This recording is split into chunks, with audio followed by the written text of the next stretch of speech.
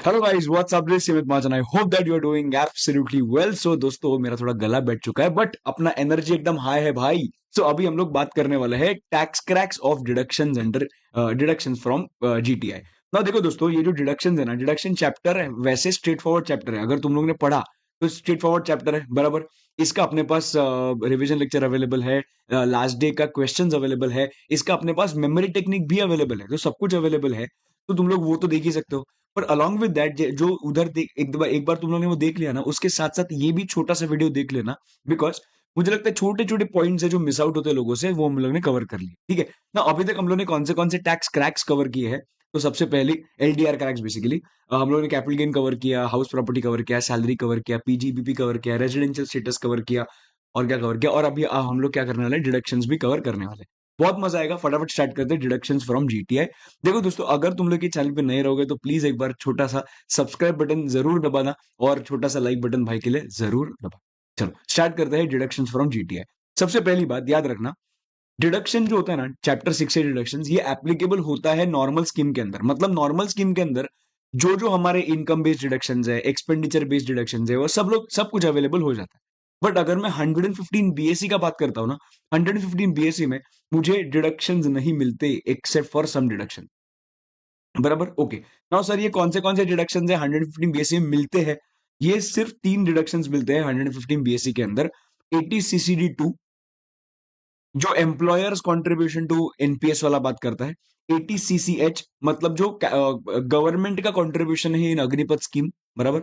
And 80 double J double A, जो हम लोग आगे जाके भी बात करने वाले हैं, वो हायरिंग ऑफ न्यू एम्प्लॉइज। तो न्यू एम्प्लॉइज का जो कॉस्ट होता है उसका 30% डिडक्शन मुझे मिलता है, बराबर है। तो वो हम लोग अभी बात करने वाले हैं 80 डबल जे डबल ए। सिर्फ ये तीन डिडक्शन दोस्तों मिलते हैं मुझे, बाकी कुछ भी डिडक्शन 115 बीएससी में नहीं मिलता। बराबर, एकदम परफेक्ट। एकदम शुरू करते हैं next point. Now eighty C, everybody knows, everybody likes this section, because कुछ है ही नहीं सेक्शन के अंदर। एटीसी के अंदर ना उन्होंने बोला है कि अगर तुम लोग ने एलआईसी प्रीमियम पे किया, एलआईसी का प्रीमियम पे किया, तो you get a deduction for that, बराबर। But many people don't know कि एलआईसी प्रीमियम में किसके लिए पे किया तो डिडक्शन मिलता है। नंबर वन, अगर मैंने मेरे खुद के लिए किया तो मिल जाता है, स्पाउस के लिए किया मिल जाता है, चिल्ड्रन के लिए किया मिल जाता है। But if I make the contribution, like if I pay the premium for my parents, it is not getting covered here. सो अगर मैंने पेरेंट्स के लिए एलआईसी प्रीमियम पे किया ना, तो दोस्तों इस ये कवर नहीं होता है, और इस पे हम लोगों को डिडक्शन भी नहीं मिलता है, राइट। तो एक चीज प्लीज याद रखना, बिकॉज क्या होता है कि हम लोग अगर एटीसी एंड एटी डी को कंपेयर करेंगे ना, तो एटी डी के अंदर मेडिकल प्रीमियम है। तो मेडिकल प्रीमियम, मेडिक्लेम जो होता है, वो मेरे पेरेंट्स के लिए अलाउ हो जाता है, बट एटीसी के अंदर अलाउ नहीं होता है। रिमेंबर दिस, बिकॉज आजकल क्या करते हैं ना लोग, आजकल लोग यही चीजों पे फोकस कर रहे हैं, मतलब एप्लीकेबिलिटी पे फोकस कर रहे हैं। ठीक है, तो ये याद रखना, पेरेंट्स के केस में कभी भी एप्लीकेबल नहीं होगा एल एटीसी का डिडक्शन। ठीक है, ओके। और एचयूएफ होगा तो एनी मेंबर। ठीक है। After that, repayment of housing loan का बात करते हैं। Repayment of housing loan eighty C के अंदर ही है। अभी जो हाउसिंग लोन है ना, ये हाउसिंग लोन का अगर मैंने बात किया, तो हाउसिंग लोन का प्रिंसिपल कंपोनेंट का डिडक्शन मुझे एटीसी के अंदर मिलता है। मुझे इंटरेस्ट का कंपोनेंट एटीसी के अंदर नहीं मिलता है, ये चीज याद रखना। ठीक है, तो सर इंटरेस्ट का डिडक्शन किधर मिलेगा? इंटरेस्ट का डिडक्शन मिलने के लिए ना मेरे पास दो सेक्शन है। एटी एटी ई, सॉरी, एटी ई ए मेनली। चलो ये सेक्शन में बोलता हूँ, और एक सेक्शन एक्चुअली एटी ई करके, ये दो सेक्शन है। ठीक है, तो ये दो सेक्शंस के अंदर अपने को इंटरेस्ट का डिडक्शन मिल जाएगा, and I will discuss this also आगे जाके। ठीक है, बट प्रिंसिपल का कंपोनेंट का डिडक्शन मुझे 80 सी के अंदर मिलेगा। ओके। नाउ फिक्स डिपॉजिट का भी मुझे डिडक्शन मिलता है, पर कोई भी फिक्स डिपॉजिट पर डिडक्शन मिलता है क्या? नहीं। मैंने अगर फिक्स डिपॉजिट किया, जिसका फिक्स डिपॉजिट का टेन्योर इज 5 years और मोर, इसको बोला जाता है टैक्स सेविंग फिक्स डिपॉजिट्स। सिर्फ इसका ही मुझे डिडक्शन मिलता है, बाकी इसमें नहीं मिलता है। और वो किसका होना चाहिए? ऑफ अ बैंक और पोस्ट ऑफिस, बराबर, okay. Now tuition fees paid, tuition fees paid मतलब मेरे मेरे चिल्ड्रन के लिए मैंने अगर ट्यूशन फी पे किया, तो ट्यूशन फी मतलब क्या? ट्यूशन फी मतलब वो कोचिंग क्लास का फी होता है क्या? नहीं। ट्यूशन फी मतलब क्या? ट्यूशन फी मतलब अगर कौन से स्कूल में अगर किसी ने अगर एडमिशन लिया होगा मैंने मेरे बच्चे के लिए, देन इन दैट केस वो फॉल होता है ट्यूशन फी के अंदर। दो तीन पॉइंट्स है भाई, एजुकेशन इंडिया में होना चाहिए। और मेरे पास अगर पांच बच्चे ही, मेरे पास कितने बच्चे हैं? पांच बच्चे ही। बट मुझे सिर्फ दो ही चिल्ड्रन का डिडक्शन मिल जाएगा, बाकी लोगों का डिडक्शन नहीं मिलेगा, मैक्सिमम 2 चिल्ड्रन। एकदम मस्त, जॉकास, एकदम जॉकास, ओके। ATCCD1 का बात करते हैं। ATCCD1 का याद है, तो लोगों को इंटरकनेक्शन बनता है ATCCD1B के साथ, ये हम लोग अभी बात कर रहे हैं। तो ATCCD1 में बोला है कि अगर तुम लोग ने एनपीएस में कंट्रीब्यूट किया, एम्प्लॉई का कंट्रीब्यूशन अगर एनपीएस में होगा तो कितना डिडक्शन मिलता है? अगर तो सैलरीड एम्प्लॉय रहेगा तो एम्प्लॉयज कंट्रीब्यूशन और 10% which ever is lower, but अगर अदर एम्प्लॉय रहेगा assessee's own contribution or 20% of GTI whichever is lower. Sir, what is the meaning of salary here? Salary मतलब basic plus dearness allowance in terms, basic plus dearness allowance in terms, ये होता है ATCCD1। ठीक है, now let's take an example. मेरा actual contribution कितना है मालूम है? 1,80,000 है, तो मुझे उसका डिडक्शन मिल जाएगा क्या? नहीं, इधर तक क्या हो जाएगा? रिस्ट्रिक्ट हो जाएगा। समझो कि इसके हिसाब से जो आंसर आता है ना, that answer is 1,10,000। So will I get entire 1,80,000 का deduction? No, I will get 1,80,000 or 10,000 whichever is lower. So मेरा actual contribution is 1.8, ठीक है, and 10% of salary जो है that is coming to 1.10, whichever is lower comes to what? 1.10. तो मुझे 1.10 का ही okay, मैं इधर चेंज करता हूँ, एक मिनट रुको, मैं पॉज करके चेंज करता हूँ। यस, ये देखो, अभी मैंने चेंज किया, actual contribution is 180, 10% of salary comes to 1,10,000, whichever is lower comes to 1,10,000। तो मैंने कंट्रीब्यूशन तो 180 का किया था, पर I will get the deduction only to the extent of what? 1,10,000। Perfect. तो मुझे बताओ कि कितने का डिडक्शन मुझे नहीं मिला जितना मैंने कंट्रीब्यूट किया था? मैंने कंट्रीब्यूट 180 किया था, बट चला मुझे डिडक्शन तो 110 का ही मिला। तो कैन आई से 70,000 का अभी भी मुझे डिडक्शन नहीं मिला है? यस। तो वो 70,000 rupees which I could not get a deduction under section 80C, I have another room of taking a deduction of that in 80CCD1B। और ये जो 80CCD1B है उसमें मैक्सिमम एक्स्ट्रा 50,000 रुपीज का डिडक्शन ले सकता हूँ टुवर्ड्स कंट्रीब्यूशन टुवर्ड्स एनपीएस। तो जो मैं इधर 70 का डिडक्शन नहीं ले पाया ना, उसमें से 50,000 का डिडक्शन क्या कर पाऊंगा मैं? 80CCD1B में ले। अंडरस्टैंडिंग? सो बाकी का जो 20 है वो लैप्स हो गया, मतलब वो तो उसका कुछ नहीं, और तुझे नहीं मिलेगा डिडक्शन। मतलब 110 इधर आ गया, 50 इधर आ गया, 160 हो गया। 160 के बाद जो बाकी का 20 बचा उसका कुछ भी डिडक्शन नहीं मिलेगा। तो I hope that you are clear कि भले मुझे 80CCD1 में इतना मिलता है 110 का, सॉरी 80C में, 80C, हाँ 80CCD1 में मुझे 110 का मिलता है, बट मेरे पास 80CCD1B भी है जिसके अंदर मुझे एक्स्ट्रा 50,000 का डिडक्शन मिल जाएगा। बराबर, परफेक्ट एकदम। Section number 80D। 80D simple है, अगर मैंने मेडिक्लेम पे किया, मेडिकल इंश्योरेंस पे किया, तो उसका मुझे डिडक्शन मिल जाता है। इसका एप्लीकेबिलिटी पे दोस्तों ज्यादा फोकस करना। इसके एप्लीकेबिलिटी पे बोला है कि भाई it is applicable to himself, मैं खुद, स्पाउस, अगर मैंने मेरे स्पाउस के लिए किया तो, अगर मैंने मेरे पेरेंट्स के लिए किया तो भी मुझे उसका डिडक्शन मिलता है। Now parents can be dependent और इंडिपेंडेंट एज द केस में भी, उससे फर्क नहीं पड़ता है। बट चिल्ड्रन जो है ना, अगर मेरे चिल्ड्रन के लिए किया होगा, then they need to be what? Dependent on. अगर वो इंडिपेंडेंट रहेंगे देन इन दैट केस मैंने जो उनके लिए किया उसका डिडक्शन मुझे नहीं। सिंपल बात है। ओके, ना ये तो ठीक है, वो बाद में तुम लोगों को मालूम है 25,000, अगर सीनियर सिटीजन होगा तो एडिशनल 25,000, और अगर पेरेंट्स के लिए अलग से 25,000। बराबर, ठीक है ना। एक छोटा पॉइंट है, अगर मैंने पॉलिसी लिया, कभी कभी क्या होता है ना, पॉलिसी हम लोग मोर देन 1 ईयर का ले लेते हैं, ठीक है। So policy is taken on 1/7/22 for 3 years, and premium कितना पे किया? 60,000। सो डिडक्शन तो 20 का मिलना चाहिए, 3 साल का लिया है तो ये साल में 20, नेक्स्ट ईयर में 20, नेक्स्ट ईयर में 20, बिकॉज 3 ईयर्स का है। बट ऐसा नहीं होता है। देखो दोस्तों, कभी भी policy middle of the financial year से लिया जाता है ना, तभी तुम लोग डेट टू डेट देखो क्या होता है। 1/7/22 से लेके 3 साल, मतलब 1/7/22 से लेके 36/25 तक तुम्हारा 3 साल चला जाएगा। बट ये जो पीरियड है ना, 1/7/22 टू 36/25, जिस इसके अंदर 4 फाइनेंशियल ईयर आते हैं। कैसे? 22-23, 23-24, 24-25 एंड 25-20। तो ये जो 4 फाइनेंशियल ईयर्स है, तो मुझे जो 60,000 का डिडक्शन मिलेगा ना, वो 3 साल में नहीं, मुझे वो 4 फाइनेंशियल ईयर्स में मिल जाएगा। Understanding everybody? So thus the deduction is equal to 60 upon 4, which comes to 15,000. Every year I will get a deduction. Simple stuff. Okay. Now उसके बाद I have made one small summary of ATEE, ATEEA and ATEEB. इसका ना applicability पे थोड़ा focus करना, ठीक है। इसका नेचर क्या है? नेचर इज, देखो अगर ATEE का बात किया तो interest on housing loan, ATEEA का बात किया again interest on housing loan. Sir क्या फर्क है? सिर्फ लोन के सैंक्शन डेट का फर्क है, I will come to that, ठीक है। एंड ATEEB का बात किया interest on loan taken to purchase the EV. ठीक है। नाउ सर एटीईई और एटीईई में सैंक्शन कभी होना चाहिए? ये 16-17 के अंदर सैंक्शन होना चाहिए, बराबर। और एटीईई का भी हाउसिंग लोन ही है, पर वो कभी सैंक्शन होना चाहिए 1419 से लेके 31/3/22 तक सैंक्शन। ये इंपॉर्टेंट है, सैंक्शन लोन और वो सब, ठीक है, ओके। नाउ एटीईई बी में क्या सीन है? 1419 से लेके 31/3/23 तक। तो ये जो है ना दोस्त, ये बहुत इंपॉर्टेंट, इस पे वो लोग खींचेंगे क्वेश्चन। समझ रहे क्या? परफेक्ट एकदम, ओके। नाउ एटीईई में एक कंडीशन है कि भाई तुम्हारा परचेस वैल्यू जो है ना घर का, वो 50 लाख क्रॉस नहीं करना चाहिए। और जो लोन वैल्यू है ना, तुम लोग ने लिया हुआ लोन, वो 35 लाख क्रॉस नहीं करना चाहिए, ठीक है, ओके। ना 15 लाख तो मुझे पेमेंट करना ही पड़ेगा विदाउट लोन, ठीक है। एंड जो एटीईए है उसमें कंडीशन है कि भाई तुम्हारा stamp duty value should not exceed 45 lakh, it should be less than और इक्वल टू 45, ठीक है, अंडरस्टैंडिंग। और एटीईई बी में एज सच कुछ भी इधर रिस्ट्रिक्शन नहीं है। और सब में वही बात है कि भाई तुम लोग ने अगर किसी और सेक्शन में डिडक्शन लिया होगा, फिर इन दैट केस वापस तुम लोग इधर आके डिडक्शन नहीं ले सकते।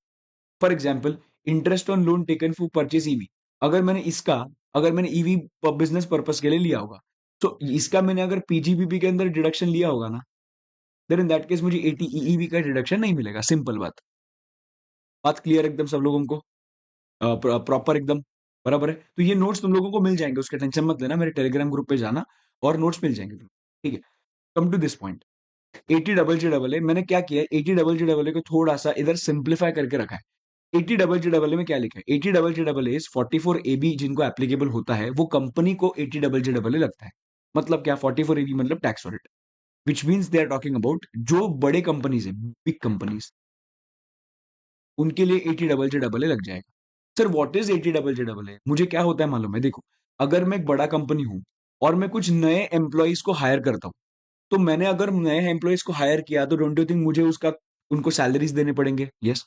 तो ये जो सैलरीज देने पड़ता है ना, तो उनका 30% मुझे डिडक्शन मिल जाता है, ओके ओके। पर क्या हर एक एम्प्लॉय का होता है क्या? नहीं, देखो, डिडक्शन कितना मिलता है? एडिशनल एम्प्लॉय कॉस्ट जो भी मेरा होगा इंटू 30%, ठीक है।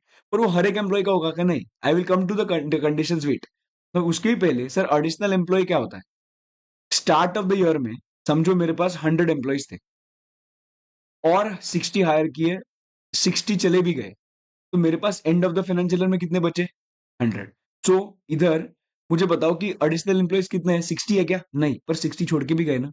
तो हम लोगों को start of the financial year देखना है और एंड ऑफ द फाइनेंशियल, ये कुछ फर्क है क्या? नहीं है, मतलब इसमें कुछ भी एडिशनल एम्प्लॉय नहीं है।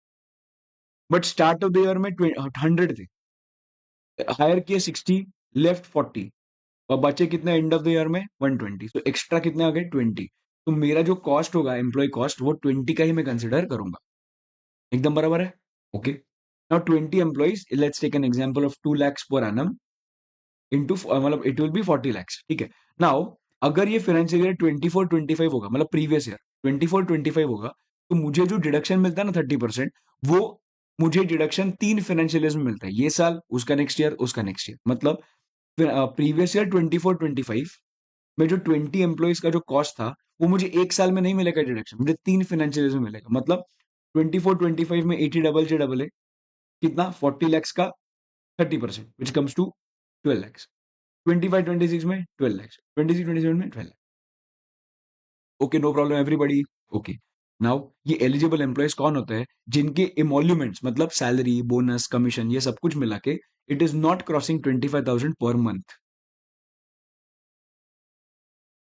ठीक है, मतलब छोटे एम्प्लॉयज हैं, ठीक है, जिनका they are present in the company for equal to or more than 240 days or 150 days, sorry, more than 40, 240 and 150, sorry, it should be, they should be there in the company for more than 240 days or more than 150 days, and they are contributing in recognized provident fund, okay। तीन conditions क्या? emolument should be up to 25, they should be working in the company, present in the company for more than 240 or 150 days, contributing to RPF by the employee, मतलब वो लोग किस में contribute करना चाहिए? RPF में कंट्रीब्यूट करना चाहिए। ये जो एम्प्लॉयज होते हैं वो ही लोग एलिजिबल एम्प्लॉयज में माने जाएंगे।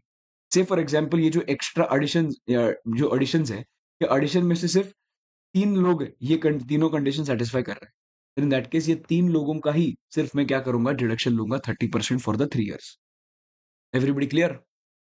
Okay, let's come to the next point, important last point, that is ATQQB. What is ATQQB? ATQQB is talking about patent royalty and patent. ATQQB is patent, sorry, royalty of books for example, और patent का अगर बात किया तो ATRRB में आता है, ठीक है। तो ATQQB की बात करते हैं रॉयल्टी का। और रॉयल्टी क्या होता है, देखो रॉयल्टी मतलब क्या, कि मैंने अगर कौन से ऑथर को, मैं ऑथर हूँ जरूर, मैं कौन से पब्लिशर को अगर मैंने कौन सा रॉयल्टी अपना ये नो हाउ दिया और मुझे इन रिटर्न क्या मिला, फॉर एग्जांपल रॉयल्टी मिला।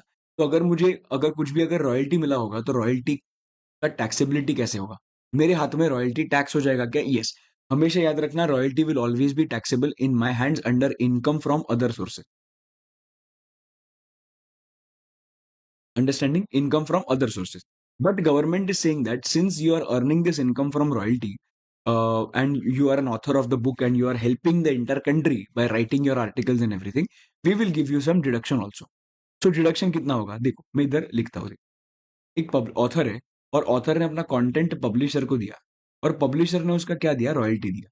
ये जो रॉयल्टी होता है ना, royalty can be of two parts. Number one, it can be lump sum, और number two, it can be percentage of sale. मतलब पब्लिशर आगे जाके जितने जितने बेचेगा उसका, मतलब अगर ये आगे जाके बेचता है 1000 रुपीज में, तो इसका 25%, let's take an example, royalty मुझे वो पास कर देगा, पास ऑन कर देगा। सो 250 रुपीज मुझे देगा। ये ऐसा बेसिकली ऐसे होता है। और इट कैन बी लमसम, सीधा 5 लाख, वो कितना ही बेचेगा फर्क नहीं पड़ता है, वो मुझे 5 लाख देने वाला है, ठीक है। और ये क्या होता है, परसेंटेज ऑफ सेल, जितने ही बेचा उसका 25%। तो it can be two ways. तो पहले हम लोग बात करते हैं लमसम रॉयल्टी मिला तो क्या होगा। तो कहने से आईएफओएस के अंदर लमसम रॉयल्टी 5 लाख आ जाएगा, ग्रॉस टोटल इनकम भी 5 लाख आ जाएगा। अभी एटीक्यूक्यूबी जो है ना, एटीक्यूक्यूबी का डिडक्शन कैसे मिलता है, देख, deduction is equal to eligible royalty received और 3 lakhs whichever is lower. Sir what is the meaning of eligible royalty received? Lump sum के केस में सिंपल, जितना भी रॉयल्टी रॉयल्टी मिला वो एलिजिबल रॉयल्टी, और 3 lakhs whichever is lower. So पहले IFOS के अंदर ऐड करो, जीटीआई के अंदर ऐड हो जाएगा। एटीक्यूक्यूबी में eligible royalty is 5 lakhs, 3 lakhs is 3 lakhs, whichever is lower comes to 3 lakhs। So मेरा आंसर कितना बनेगा, net total income 5 lakhs minus 3 lakhs comes to 2 lakhs। एकदम मस्त। ओके, नाउ अभी हम लोग बात करते हैं परसेंटेज ऑफ सेल के बारे में। देखो अभी क्या होता है ना, M Amit Mahajan sold books through BB publications limited and agreed for a royalty of 25% of sale. मैंने क्या अग्री किया, 25% ऑफ सेल मुझे मिल जाएगा। BB publication limited sold 5000 books of 1000 each. मुझे बताओ टोटल सेल कितना हुआ, 5000 इंटू 1000 ईच, इतना सेल हुआ, बराबर। इसमें से मुझे कितना मिलने वाला है, ये सेल में से मुझे मिलने वाला है 25%, बराबर। तो मुझे कितना आएगा, 12,50,000। मेरा जीटीआई कितना बनेगा, 12,50,000। सो माइनस 80 क्यूक्यू जो करूंगा उसमें अंदर क्या करना पड़ता है, एलिजिबल रॉयल्टी रिसीव्ड। तो गवर्नमेंट क्या बोलता है मालूम है, भले तुम लोगों को रॉयल्टी 25% मिला होगा, but we will restrict this royalty royalty to the extent of 15% for deduction purpose. भले तुम लोगों को 25 मिला है, but we will restrict it to the extent of what, 15%। Now इधर देखो, एलिजिबल रॉयल्टी जो होगा, एलिजिबल रॉयल्टी विल बी जो भी तुम्हारा सेल हुआ था, मतलब कितना था, 5000 इंटू 1000। तो 5000 इंटू 1000 अगर देखा कितना होता है, 5 लाख नहीं, 50 lakh, 5000 into 50 lakh, correct, 50 lakhs। 50 lakhs का कितना परसेंट, मैंने कितना बोला, 15%, comes to what, 7,50,000। This 7,50,000 I will be eligible, it will be considered as eligible royalty, 750 or 3 lakhs, whichever is lower, which comes to 3। So net total income कितना बन गया, 1250 minus 3 lakhs comes to 9 lakhs 50। Are you understanding? Perfect एकदम। और एक चीज याद रखना, एक चीज सब लोग याद रखना, एटीक्यूक्यूबी के अंदर स्पेसिफिकली अगर मुझे रॉयल्टी कमाने के लिए, फॉर एग्जाम्पल ये लमसम रॉयल्टी कमाने के लिए मैंने 50,000 रुपीज का खर्चा किया, मैंने 50,000 रुपीज का खर्चा किया रॉयल्टी कमाने के लिए। सो आईएफओएस में से ये 50,000 रुपीज माइनस कर दूंगा, बराबर। सो मेरा 450 इनकम बन गया। पर always remember one thing, when ever तुम लोग इधर से अगर 50,000 माइनस किया ना, तुम लोग मॉड्यूल में देखो ये भी ट्रीटमेंट दिया हुआ है कि 80 क्यूक्यूबी का जो फाइनल आंसर आएगा ना, वो फाइनल आंसर में भी 50,000 माइनस कर देंगे। फॉर एग्जाम्पल अगर इधर 50,000 रुपीज का एक्सपेंडिचर होगा, ठीक है, रॉयल्टी कमाने के लिए, तो इधर कितना आता है, 450, 4,50,000। और मेरा जो 80 क्यूक्यूबी का था ना, वो भी 3 लाख नहीं 250 आया था। तो जो अगर तुम लोग एक्सपेंडिचर इनकम में से माइनस कर रहे हो, please do not forget to reduce the expenditure from the final answer of royalty also और final answer of deduction also. Understanding? तो इधर ऊपर से 20 गया तो नीचे से भी 20 जाएगा। ओके, तो ये प्लीज छोटी छोटी चीजें याद रखना। और मेरे हिसाब से ये डिडक्शन चैप्टर में यही चीज है, एप्लीकेबिलिटी और ये सब मैं तुम लोगों को थोड़ा सा ट्राई किया to simplify the things. I hope that this entire session, छोटा सा session, was helpful for you. If yes, please सब लोग दोस्तों के साथ जरूर शेयर करना। और दोस्तों नीचे कमेंट सेक्शन में अगर अच्छा लगा होगा, मेरे एफर्ट्स अच्छे लगे होंगे, तो प्लीज डेफिनेटली बता देना इन द कमेंट सेक्शन। तो दोस्तों आज के लिए इतना ही। ये तुम लोगों को जो पीडीएफ है, PDF you will get it on my Telegram group, तो उधर जाके तुम लोग देख सकते हो। चलो, thank you so much guys, आज के लिए इतना ही। Thank you so much. I will see you in the next lecture. Till then, bye bye, see you and take care, study very hard. Bye bye.